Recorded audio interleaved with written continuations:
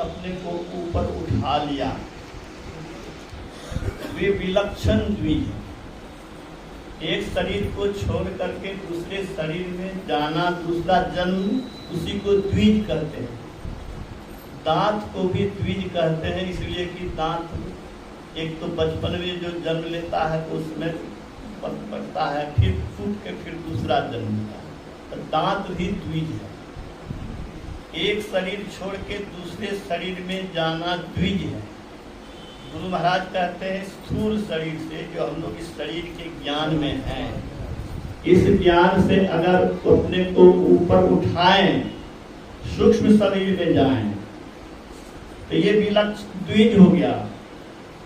और जो चारों जल शरीर को पार कर गया, प्रकृति उसके अधीन हो जाती है, उसके चलाए प्रकृति चलती है, विश्व ब्रह्मांड का वह विजेता बन जाता है, उसको कर्म फल बंधन प्रद नहीं होता है। जब तक उस अवस्था को कोई प्राप्त न कर ले, तब तक कर्म फल आपको दंडित करता रहेगा। वैसी अवस्था में जाने के लिए हम लोग ईश्वर भजन करते हैं, साधना करते हैं, ध्यान करते हैं।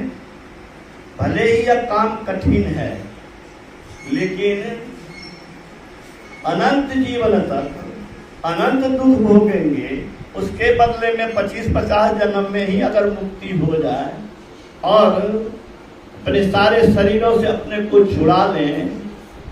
शरीर जो दुर्दशा का कारण है, जन्म मरण का कारण है, संसार के चीजों में आसक्त जो हम लोग होते हैं, वही संसार में फिर हमें लौटाता है।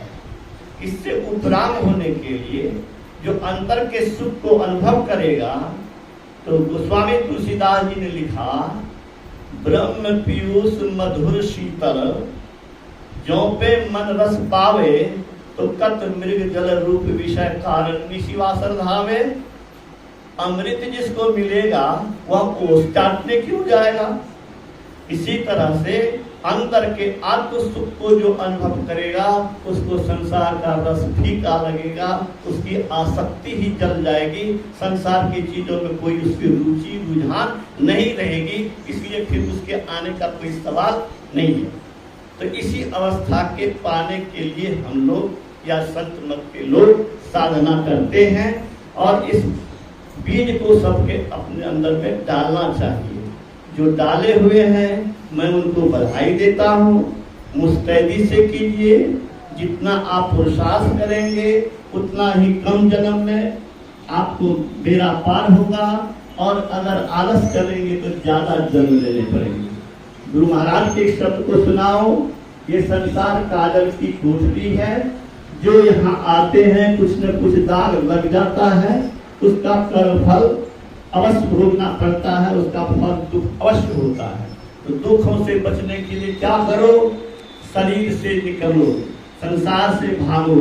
किधर भागो, किधर भागो, जिधर भागो उधर संसार है, तो संसार से भागना कैसे होगा। संसार से भागना होगा सुषुम्ना द्वार होकर के। 10वां द्वार में घुसो, स्थूल शरीर को छोड़ो, स्थूल संसार छूट जाएगा। सूक्ष्म शरीर से कारण में जाओ, सूक्ष्म संसार भी छूट जाएगा।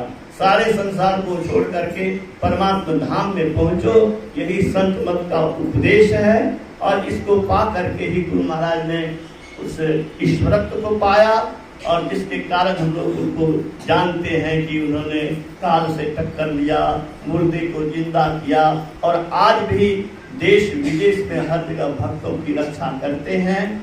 अभी आप सुन रहे थे ना कि शिशु बाबा ने क्या निवेदन किया कि हमें तो मरे छिए, तू मुरादाबाद में छो।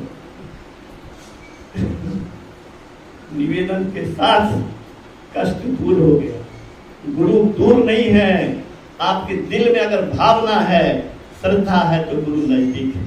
आप मेरे आह्वान पर, मेरे आग्रह पर मासिक सत्संग में आते हैं, मैं आपको नमन करता हूँ। बहुत बड़ा पुण्य काम करते हैं। गुरु महाराज ने कहा, मेरे गांव में 1979 ईस्वी में एक खड़ से भी जो सत्संग में सहयोग किया है, वे बड़े पुण्य के भागी हैं। जो सत्संग में भाग लेते हैं वे बड़े पुण्य के भागी हैं। आप लोग पुण्य के भागी हैं, बहुत बहुत बधाई।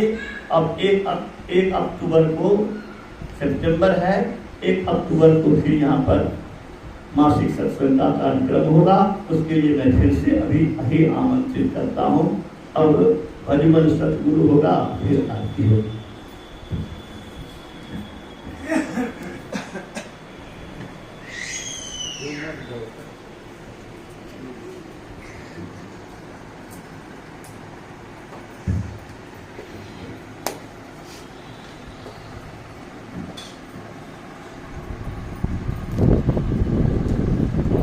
भजमन सात गुरु सात गुरु सात